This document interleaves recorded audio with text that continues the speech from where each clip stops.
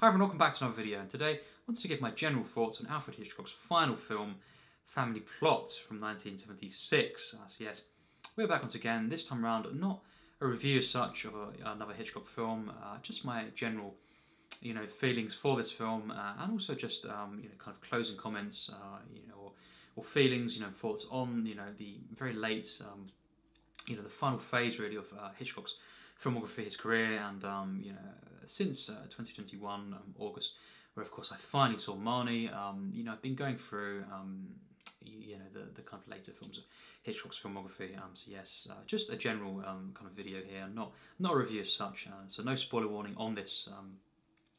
For this film, on this discussion, you can, if you've not seen this, you don't need to worry. I won't be kind of going into plot details. Could I really?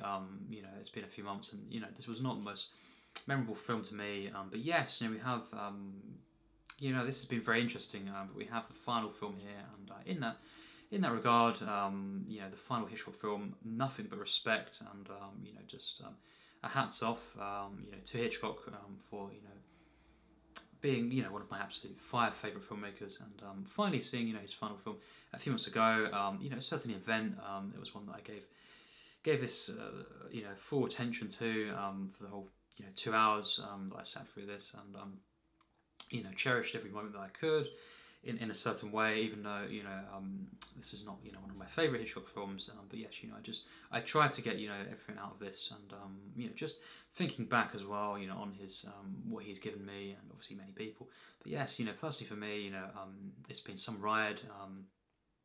The films I've watched thus far, which is around half of his filmography, really, and not even that, and so far so many rewatches, and especially 2016 onwards, started really delving into his filmography, and what a ride it was, and just so inspiring. Made me even more of a film buff, really exploring his films, and again, as I say, so many more left I've not seen, and the few that I own are still sealed. So can't wait for all those, and I've always looked forward to watching a Hitchcock film for the first time, and even more so a rewatch. But certainly, could this be a great film? It might not, but it could be a masterpiece, because again, I always say this, but The Trouble with Harry, certain films like this that were not massively talked about, and still aren't, and I went in and I thought, wow, that was the masterpiece. That was a real surprise. That's the thing. Any Hitchcock film can kind of jump out of you. He was that good, and surprise you and become one of your favourites, or a film that you absolutely love, and you think, wow, that was really underappreciated, perhaps. Also would seem. So yes, I was looking forward to seeing this film, and after Frenzy, which I really loved so much, it's such a kind of a great thriller, very brutal and dirty, but I just loved the film, and yes, general thoughts, when I started with this kind of late portion of his career, with Marnie, of course, after The Birds, which for me was the one, one of the first ones I saw, and I guess going past The Birds there was a kind of an anxiety about that.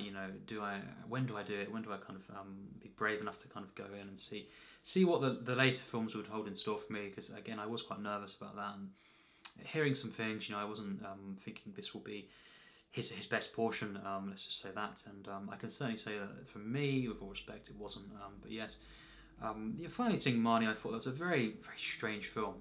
I really liked it. It could be a great film to me. I need to rewatch it, but it's certainly a very good film, and it'll be kind of around that 90% mark, rounded, but yes, just I think there were some things that in the second half I was kind of thrown off by, and general things that just wasn't quite for me, the kind of standard, that I expected of Hitchcock. But again, I think that film is kind of, it's very interesting because it's kind of the branching off. It's a kind of the bridge between, The Birds and previous, and of course, his later films, and kind of some of the similar traits, going forward. And obviously, one of the things about these films, really, that Bernard Herrmann does not work with Hitchcock. For example, on Topaz, and stuff like.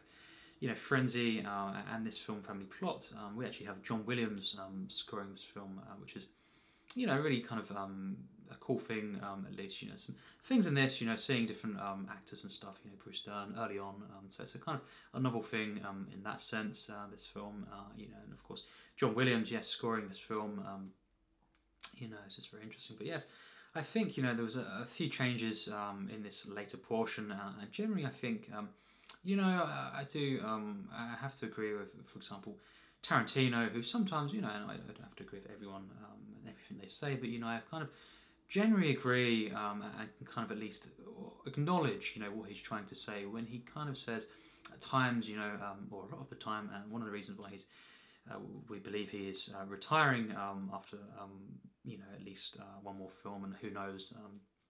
But certainly, you know, he's planned this for a while, and that is because generally he says that many even great directors, you know, at times, you know, they just can't, you know, kind of keep up with that standard. You know, they do lose, you know, the magic, the spark, whatever that is, and that is not kind of in a nasty way saying that at all. With all respect, you know, I truly admire all these filmmakers, but, you know, it's very interesting actually what he's saying there, that, you know, you could be one of the best directors and then you can tank, you know, in that sense, you can go downhill, and whether or not, you know, obviously he's not saying that specifically about Hitchcock, because actually I think, you know, he has more things to praise than many about, you know, some of the later ones, but, you know, that general feeling of quite a few filmmakers, you know, at least some of the best even, can, you know, kind of get to a point in their career where they just aren't quite there, you know, to what they hit their, you know, their kind of the peaks, wherever that may be. Of course, for me that is, you know, every decade, you know, in terms of,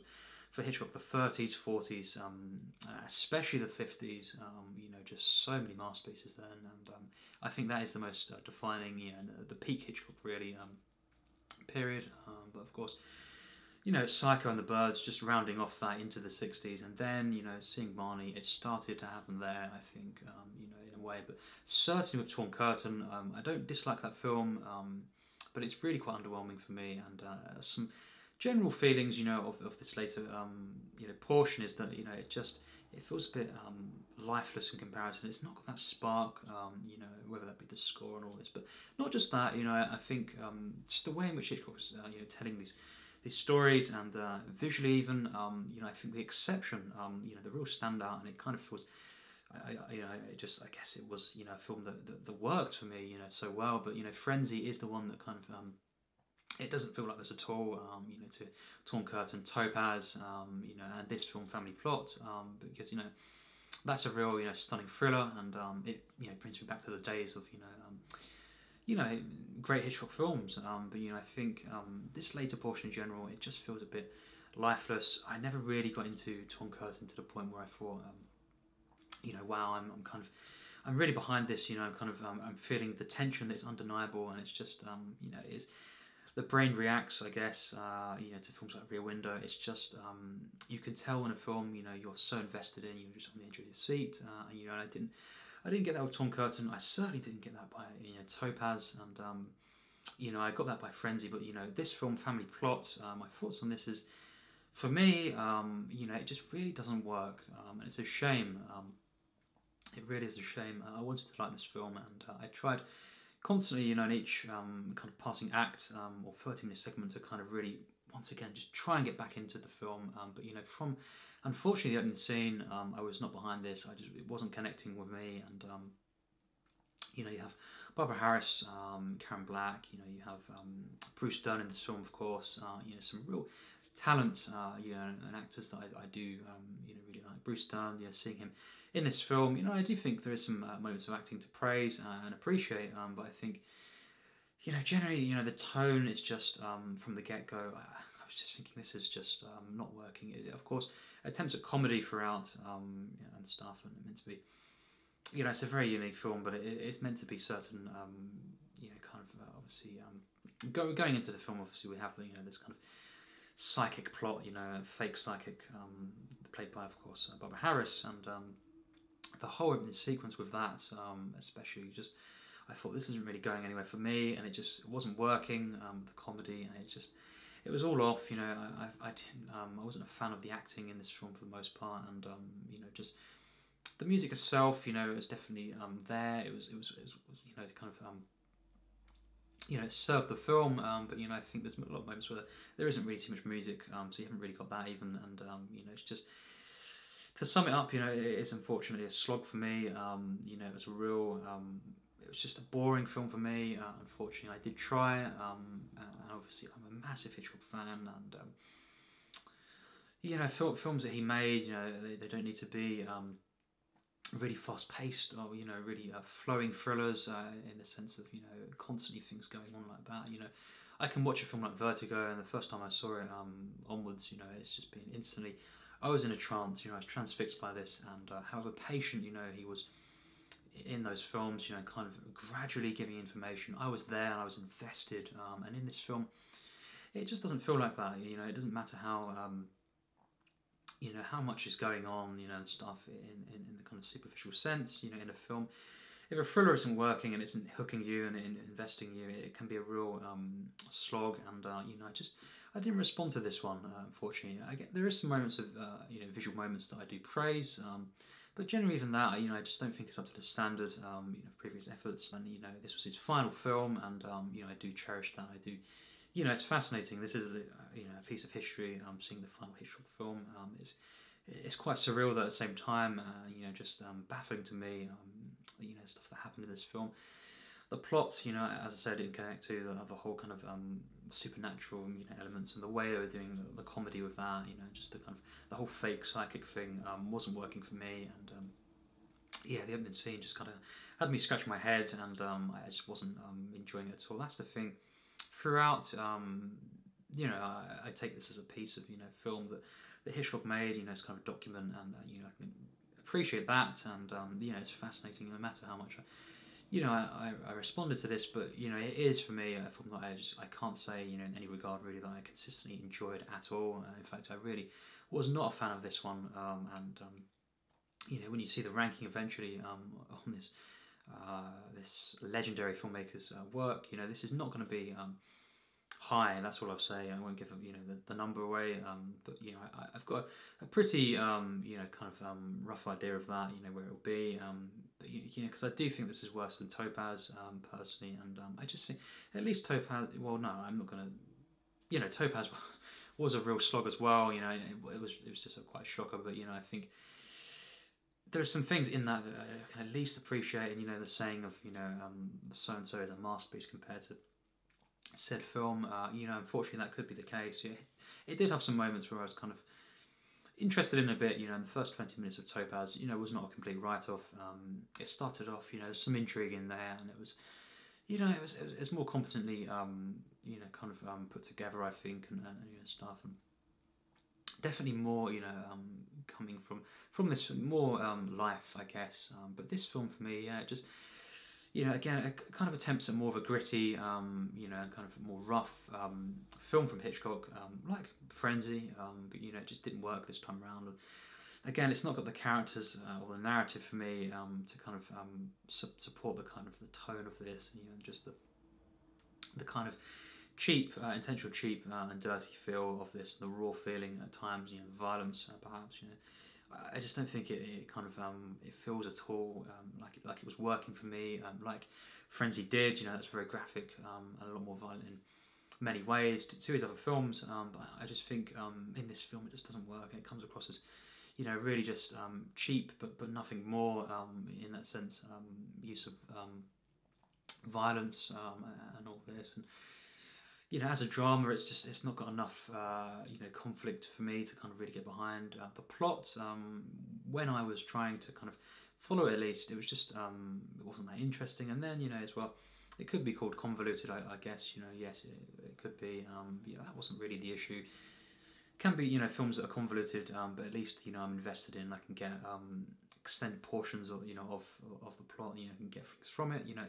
From the get-go, unfortunately, this was just a real misfire for me, and you know, again, a one that I did enjoy kind of sitting down to see, but you know, I guess, you know, it's one of those where, you know, you have it on your shelf for years. You know, it happened again recently with another filmmaker, but you have it, you know, in your shelf for years, and you kind of think, wow, that's, you already got, you know, kind of a relationship with this film, because it's been in the collection for all the problems, you know, you may go through and stuff in your room, wherever it is. You have your collection, you have your possessions, and you look on the shelf, and you plan perhaps watching this film. You usually look at the poster and stuff, you know, and stuff on the Blu-ray, the back and the front. You have already a relationship with said film. I guess that's, you know, I think one of those times where I think that whole experience of just the build-up and the intrigue of, oh, I wonder what that will be like, was way more, you know, kind of satisfying. You know, I enjoyed that element more than actually watching this film and, you know, moment to moment, what did I think of the film? You know, I wasn't enjoying it, so I did prefer, you know, for example, we have, you know, the set here, you know, the wonderful set. You know, 14 films, not certainly not all of his films, over 50, but you know, a lot of the essential films here. Obviously, hasn't got North by Northwest, which is behind me, but yes, obviously, just, you know, looking at this, you know, opening it up and seeing all these films, and just admiring, you know, the kind of posters here. That was more enjoyable for me than, yes, basically the actual film. And here it is, obviously, the final film, Family Plot, there, and yeah, just you know, just as I say, the relationship you have with you know, Blu-ray in your collection is very interesting. Of course, you know, I do. That was part of the journey, I guess. You know, just admiring that, and it's just the intrigue, the sense of wonder. It happens with quite a few films. You know, from even my favourite filmmakers, obviously, where I have it in the shelf, and I think, wow, that'd be really cool to watch. That'd be interesting, and then you get around to it, and you know, it just doesn't. It really doesn't do it for you, and you enjoyed the element before of just you know, kind of the build up, I guess, and the intrigue, and I wonder what that will be like. So there we go. That's my general take on the film. You know, the characters, the script, just the way the acting came off, the tone of it. You know, just the overall experience. You know, of this 2-hour thriller. It was unfortunately, it was just lifeless for me. It was a slog. It put me.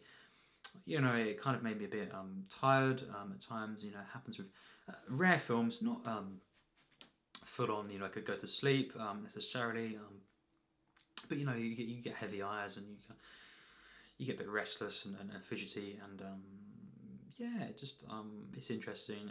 You know how the mind works, but you know, just this film for me, it did that. You know, Topaz done that, and I don't think really any other Hitchcock films have done that. Even there's another one in particular that comes to mind that I wasn't a fan of, but it didn't suck the life out of me like that. You know, just you know, I guess it's a natural feeling. It can happen, but yes, it didn't do that. And you know, I think Topaz, you know, and Family Plot are the ones that did that for me. And you know, it kind of puts you, you know, you're kind of tired and just kind of out of it, and then you're trying to follow the film, and you do, you know, to your best, the best of your ability, but it's just kind of things happen, and you're not enjoying them, and it adds to that experience, and you kind of extends the kind of feeling of the film, and yeah, it just didn't work for me. Obviously, all subjective, as always, and you know, if you love this film, that is absolutely fine.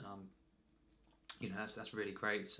Of course, that you got more out of this film than me. I'm always envious, you know, and just kind of admiring that, you know. But yes, I think for me, this is just definitely a film that doesn't live up. You know, for me, as the final Hitchcock film, it's something to appreciate, you know, and something, you know, it's kind of a piece of history here, you know, that you kind of can take part in, and have it on Blu-ray and all this, and in your collection, and watch whenever you want, and you know. Certainly not a film that I would plan on rewatching. I don't know how near the future is, but certainly not anytime soon. You know, really rewatching the entire film. It'd be interesting to see some, you know, stuff around the making of this. You know, special features and all this. But you know, as for the film itself, you know, I did not enjoy this at all. And you know, I did try, and of course, with all respect, you know, and everyone on the channel who watches my channel regularly knows how much I love Hitchcock.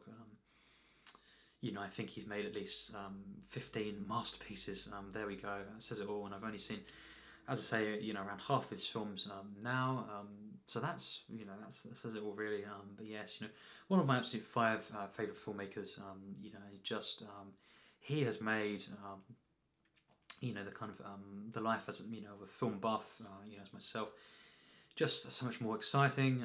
You know, and actually, you know, he's one of the defining filmmakers of what a kind of if someone says how would you say you're a film buff and all this, I say, well, one of the experiences that I can kind of use to kind of represent this is going through these Hitchcock films, especially, as I say, 2016 onwards, and seeing Rear Window, Vertigo, all this, Strange on the Train, Rope, Notorious, Rebecca, all these films, just The Lady Vanishes, having such a great time, and constantly, at times, in quick succession, being blown away, again and again and again, and then the rewatches came in the kind of 5-6 years or so that I've done this quite quickly, just seeing these films that I've mentioned, some of them multiple times within that time frame, and all at the same time watching different Hitchcocks for the first time. So it's very very much Hitchcock is someone who just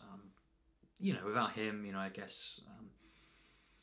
Speaking on the channel here, the drive to kind of start up the channel, I guess, would not have been as much there, as prominent really, in terms of the desire to speak about different films, and just generally, especially your film buff, passion, it just wouldn't have been the same. It wouldn't have been there without going through these Hitchcock films, starting in 2017, and then obviously it came to YouTube 2018, early 2018.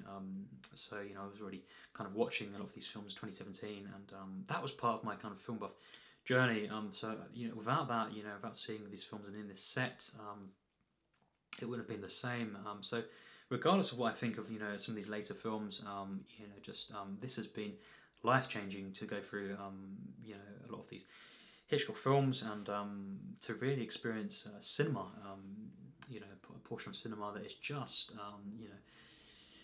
you couldn't take it away. It really is defining for cinema itself, and imagine if there was no Hitchcock films. For a lot of us, it would be surreal. It would be the same. So there we go. That's all that matters really. And I'm not a fan of this film, but wow, this was certainly an unforgettable experience so far. And seeing these later films, was very interesting. Frenzy, absolutely loved. Torn Curtain, I didn't mind. It was okay, but it was a bit underwhelming, quite underwhelming for me. Topaz and Family Plot, I was not a fan of at all. But regardless, so far, as I say, Hitchcock has really changed my life, and really made film watching so much better. And even just when I'm not watching his films, I have that whole kind of the DNA of and just I guess a lot of people with their favourite films, it's part of their identity really.